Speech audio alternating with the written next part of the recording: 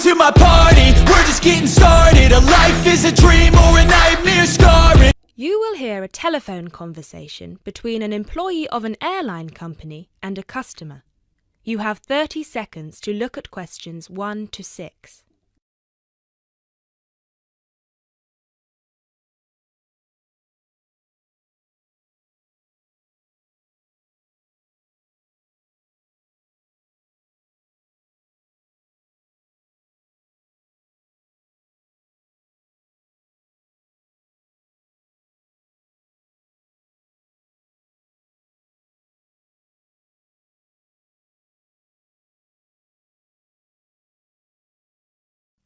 GB Airlines, this is Kyle speaking. How can I help? Hi, my name is Matt Walsh. I'm calling on behalf of Mr. John Sparrow to claim expenses for a delay in his flight last week. Good morning, Mr. Walsh. Thank you for calling. Could you please tell me the flight number and the date of departure? The date of departure was the 24th of January, 2016. I'm afraid I don't have the flight number in front of me at the moment. Okay, that's all right. One moment. Could you tell me where was Mr. Sparrow departing from? He was departing from Athens. Is that Athens, Greece or Athens, Georgia? Athens, Greece. Right. And what was the destination? It was Heathrow, London. Right. We've got 2 flights from Athens to London, Heathrow, on the 24th of January 2016. Was it the 3:25 p.m. flight or the 9:45 p.m.? It was the later one, 9:45. Okay, so the flight number is GB1011. Right, okay. Okay, yes. I can see that Mr. Sparrow's flight was cancelled and he was booked on the next flight on the 25th of January at 3:25 p.m. Is that correct? Yes, that is correct. According to our system, one of my colleagues spoke with Mr. Sparrow on the phone on the 24th to inform him of the cancellation and offered to book a hotel for him for the night, but Mr. Sparrow preferred to book one himself. Yes, because he didn't want to stay near the airport, as the next flight was in the afternoon. Yes, of course. Could you tell me which hotel he stayed at? Yes, he stayed at the Hypnos Hotel. Oh, could you spell that for me? Of course. That's Hypnos. Right. Thank you for that. And could you please tell me how much the total cost was for the night? Sure. It was 73 euros. Right. Do you have a copy of the receipt for that? Yes, of course. Would you like me to send it to you? Yes, please. Can I email a picture of it to you? Absolutely. The email address is refunds@gbairlines.co.uk. Great, thank you. No problem. Were there any other expenses you wish to claim? Actually, yes. There was also the taxi ride to the airport and the taxi ride back the next day. Right. And what was the total cost? The first taxi ride was 53 euros and the second one was 42, so 63, 73, 83. Yeah, so the total was 95 euros. I'll send you the receipt for those as well. Thank you. Are there any other expenses? No, I think that's it.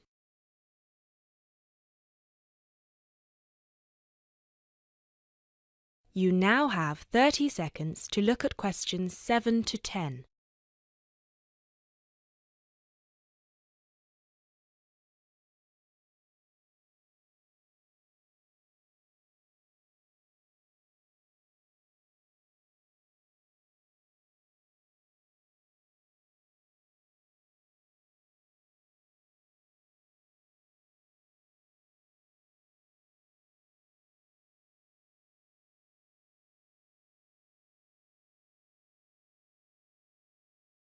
Excellent.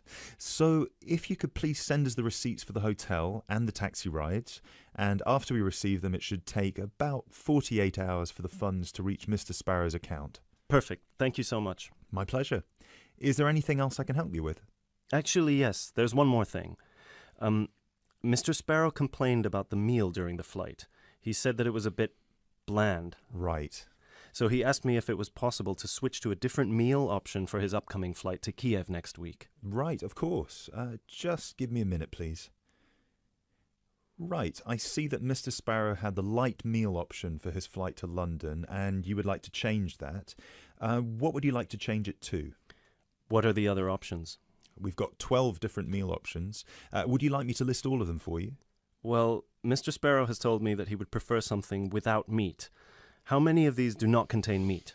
We've got 3 meal options without meat. We've got the vegetarian option, the vegan option, and the Asian vegetarian.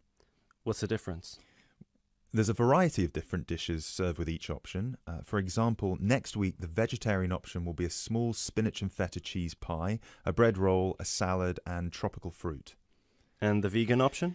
The vegan option doesn't include any dairy products, and it also doesn't include fowl, eggs, or honey. I'm afraid I don't have the specific menu for this week, but I can email it to you as soon as it becomes available. Oh, could you do that? That would be great. Yes, of course. I can email you a detailed description of all the meal options if you like. Yes, please. No problem. Please do not forget to call us back to change the meal option. You need to do that 48 hours before the departure time for international flights and 24 hours for domestic flights. So 48 hours for this one then? Yes, exactly. Perfect. Oh, no, I'm sorry. Transatlantic flights require 48 hours. All flights within Europe require 24 hours. So in this case, you will need to call us 24 hours in advance. I apologise for that. Okay, great. So, could I please have your email address so I can send you the menus? Certainly. It's matt.walsh@sparrowlimited.com.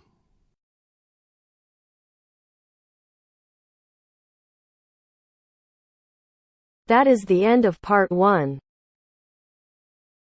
You now have half a minute to check your answers.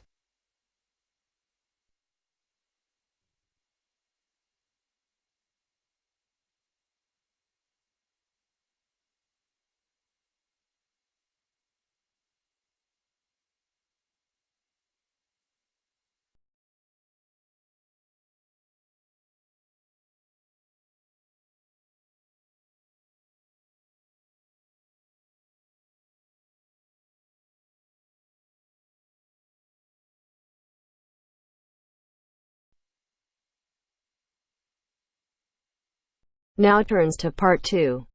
Part 2.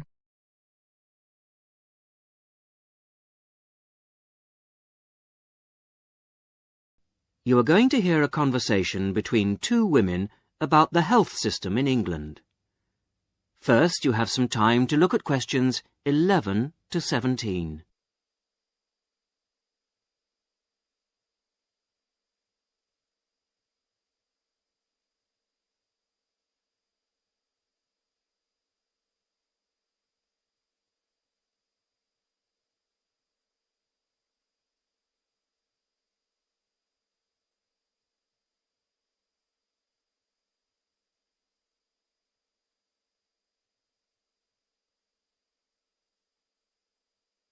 Now listen to the first part of the conversation and answer questions 11 to 17. Hello, Mrs. Sutton. Come in. How are you settling in next door? Have all your things from Canada arrived yet? I thought I saw a removals van outside your house yesterday afternoon. Yes, they came yesterday.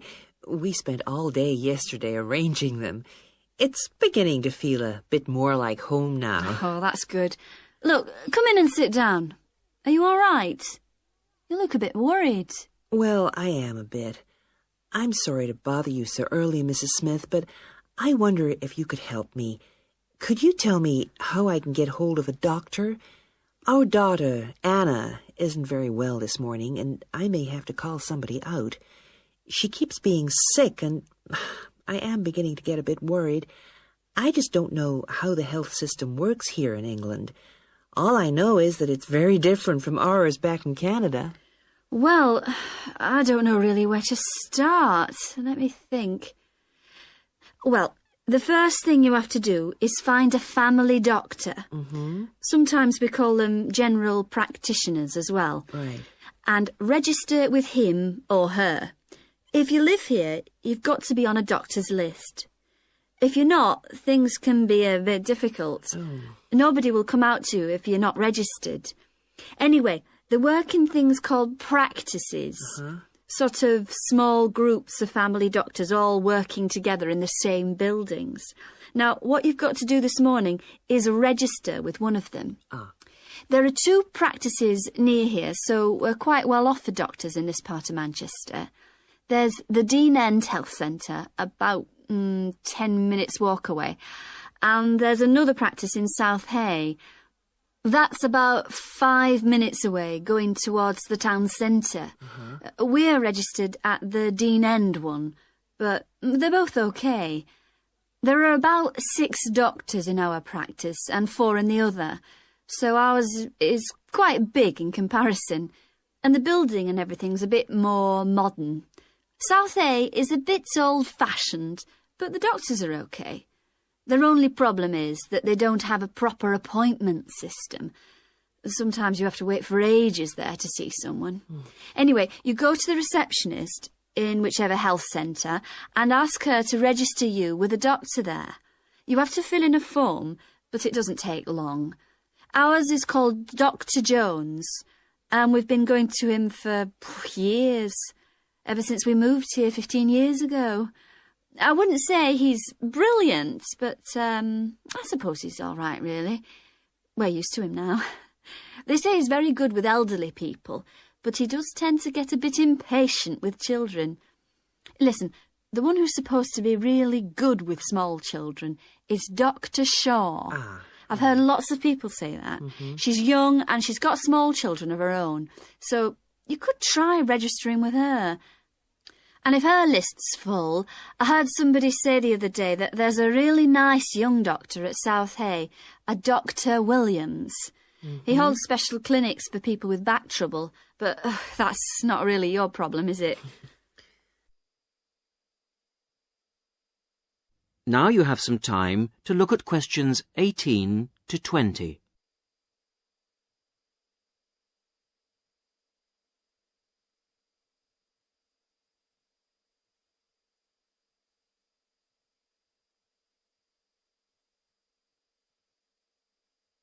Now listen to the rest of the conversation and answer questions 18 to 20. If you want a doctor to visit you at home, you have to ask for a home visit. You're supposed to do that before 10:30 in the morning, but obviously if it's an emergency, you can phone at any time, night or day. It might not be your doctor that comes, though. It's quite often one of the other doctors in the practice. It doesn't really seem to make much difference. Right. Otherwise, you make an appointment to see your doctor at the health centre. You usually get seen the same day. Not always, of course, but usually, as I say. They hold surgeries between 9 and 11:30 every weekday, and from 4 to 6:30 Monday to Thursday. Saturdays are only for emergencies. I see. When the doctor sees you, he gives you a prescription. He writes what medication you need on it, and you take it to a chemist shop. There's one opposite the centre. If it's for a child under 16, you don't have to pay, so if it's for Anna, there's no problem. The same thing goes if you're unemployed or retired, or if you're pregnant. Just as well, because it's not cheap. You pay the same price for each item the doctor has prescribed. At the moment, it's something like £5 per item. So you pay for the medication, but the consultation with the doctor doesn't cost you anything. It's completely free as long as you're a resident here. You're going to be here for 3 years, aren't you? So, well, there shouldn't be any question of you paying anything to see the doctor. So that's one less problem to worry about. Look, Mrs. Sutton, if you want, I'll sit with your daughter for half an hour if you want to go down to the health centre to register. It's no trouble, really, don't worry. Are you sure you wouldn't mind? That would really help me a lot. I'll ask them if they can send someone round later to see Anna. I think I'll try the Dean End Centre. Good idea. Don't worry about Anna. Right. I'll be back as soon as I can.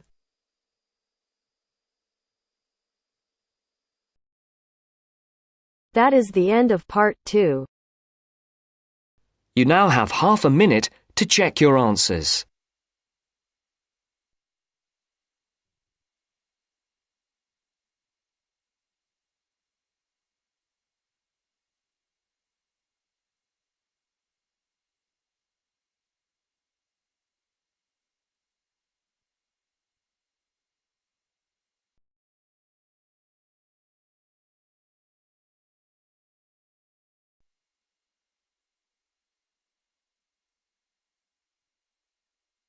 Now turns to part 3. Part 3. You will hear a conversation between two students who will discuss a project they're working on together. You have 30 seconds to look at questions 21 to 27.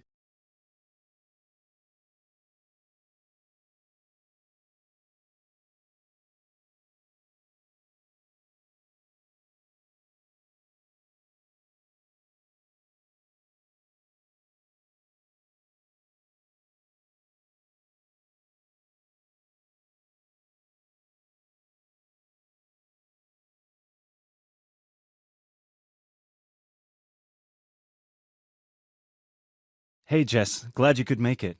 We've got a lot to discuss. Hi, Matt. Yes, sorry I'm a bit late. I did bring all my notes with me. Yes, me too. Where shall we start? Well, I think it would be a good idea to clarify our objectives just one more time. Yes, good idea. Okay, here we are. We need to record, photograph, and identify the plant species in 10 1-square-meter plots. Does it say anything about where these plots should be and how they should be laid out? Ah, here it is. It says that all the plots need to be no more than 10 meters apart. And how do we choose them? Ah, this is the fun part. I remember this. Here we are. Make a 1-meter square frame using bamboo sticks available from the department stores. Yes, we've already done that. I know, I'm just reading the whole section. Okay. One person stands roughly in the middle of the chosen area and throws the frame. The other person uses a tape to mark out the square where the frame landed and returns frame to thrower. The thrower then turns a few degrees on the spot and throws again. The thrower must turn slightly after each throw and vary the force of the throw until after the 10th throw they are pointing in almost the same direction as the first. That sounds a bit complicated. That's only because it's all in writing. It's just a simple throw, turn, throw, turn, throw, turn until we have 10 squares. And I guess you want to do the throwing. Well, if you don't mind. I'm sure you'll be more accurate at marking the squares. Yes, I am sure I am, and I'm sure you've got a stronger throwing arm.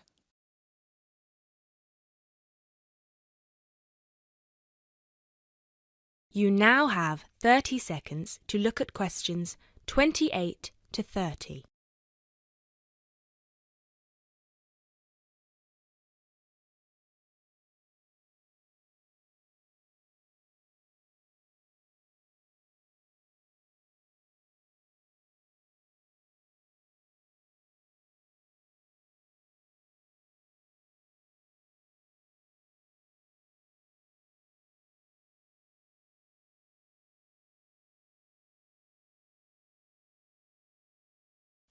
Okay, good. We've got that sorted.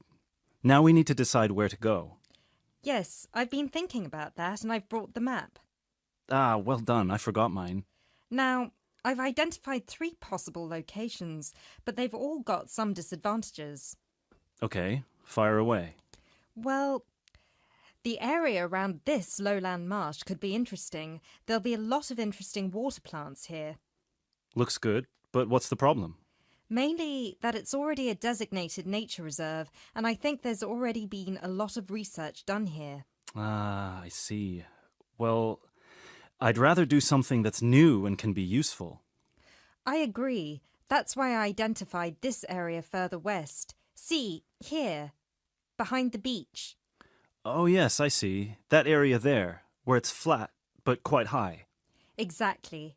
If you look a bit further inland, you'll see that there are hills which will protect that area from strong north winds. I see. Excellent. But what's the problem? Just that it may not be very interesting. We know that the geology there is not conducive to a wide variety of plants. I agree. So what's your last idea? Well, I think this one is a bit of a winner, although I did want to show you the other 2. Look up here, on the north coast. Where? See this bay? Well, I know that there's been quite a lot of studies done here, but a bit further to the east, behind this headland. No one has ever looked at that. Well, I certainly couldn't see any studies. That is interesting. And the plant life could be a bit different because of the shelter from the wind the headland provides. Exactly. Brilliant, Jessica. That's a great idea. We'll go there. Thanks. Now all we have to decide is when is a good time. Well...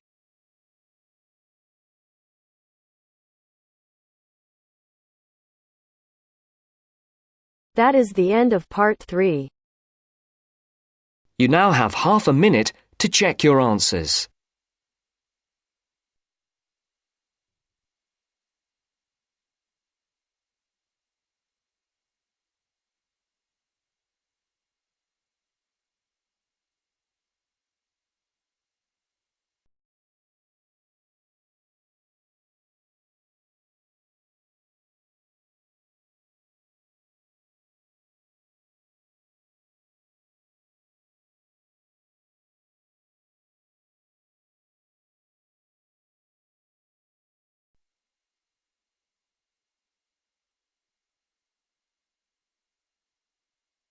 Now turns to part 4. Part 4.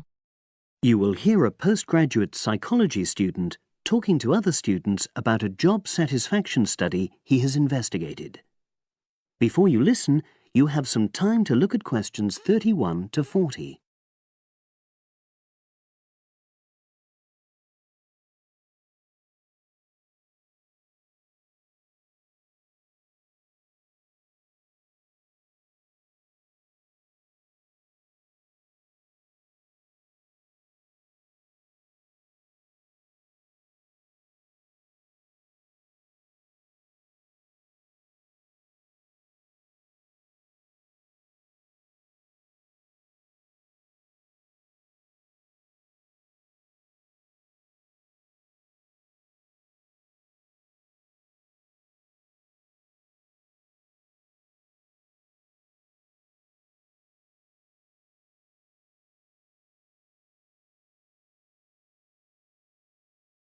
Now listen and answer questions 31 to 40. Good morning, everyone. For my presentation today, I'm going to report on an assignment that I did recently. My brief was to analyze the methods used in a small study about job satisfaction, and then to make recommendations for future studies of a similar kind.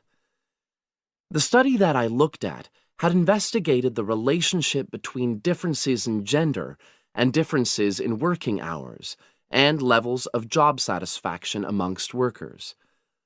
For this purpose, employees at a call center had been asked to complete a questionnaire about their work. I'll summarize the findings of that study briefly now. First of all, female full-time workers reported slightly higher levels of job satisfaction than male full-time workers. Secondly, female part-time workers reported slightly higher levels of satisfaction than female full-time ones did. On the other hand, male part-time workers experienced slightly less job satisfaction than male full-time workers. But although these results seemed interesting and capable of being explained, perhaps the most important thing to mention here is that in statistical terms, they were inconclusive. Personally, I was surprised that the findings hadn't been more definite, because I would have expected to find that men and women, as well as full and part-time workers, would experience different levels of satisfaction. So I then looked more carefully at the methodology employed by the researchers to see where there may have been problems. This is what I found. First of all, the size of the sample was probably too small. The overall total of workers who took part in the survey was 223, which sounds quite a lot, but they had to be divided up into subgroups. Also, the numbers in the different subgroups were unequal. For example, there were 154 workers in the full-time group, but only 69 in the part-time group. And amongst this part-time group, only 10 were male, compared to 59 who were female. Secondly, although quite a large number of people had been asked to take part in the survey, the response was disappointingly low. A lot of them just ignored the invitation. And workers who did respond may have differed in important respects from those who didn't. Thirdly, as the questionnaires had been posted to the call center for distribution, the researchers had had very limited control over the conditions in which participants completed them. For instance, their responses to questions may have been influenced by the views of their colleagues. All these problems may have biased the results. In the last part of my assignment, I made recommendations for a similar study, attempting to remove the problems that I've just mentioned. Firstly, a much larger sample should be targeted, and care should be taken to ensure that equal numbers of both genders and both full and part-time workers are surveyed. Secondly, the researchers should ensure that they are present to administer the questionnaires to the workers themselves. And should they require the workers to complete the questionnaire under supervised conditions so that the possibility of influence from other colleagues is eliminated. Finally, as workers may be unwilling to provide details of their job satisfaction when they are on work premises, it's important that the researchers reassure them that their responses will remain confidential, and also that they have the right to withdraw from the study at any time if they want to. By taking measures like these, the reliability of the responses to the questionnaires is likely to be increased, and any comparisons that are made are likely to be more valid. So, that was a summary of my assignment. Does anyone have any questions? That is the end of part 4.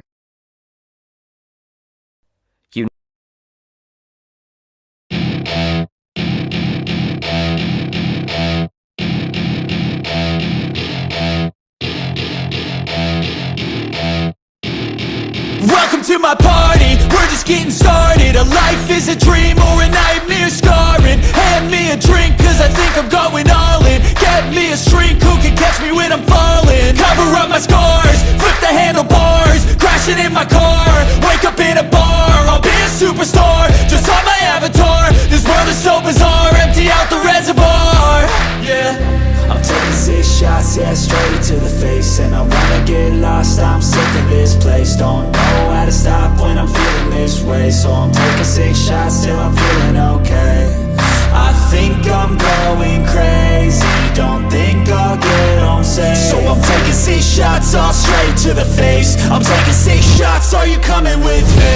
I'm taking 6 shots, yeah, straight to the face. And I wanna get lost, I'm sick of this place. Don't know how to stop when I'm feeling this way. So I'm taking 6 shots till I'm feeling okay.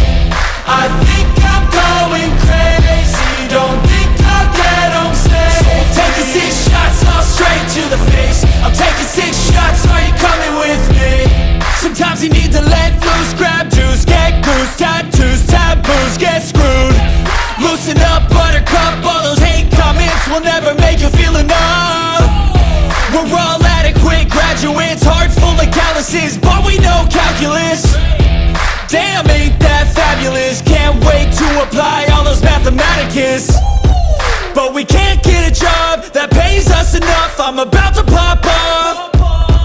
Fuck you, you're lost. We all know that we never really want a boss.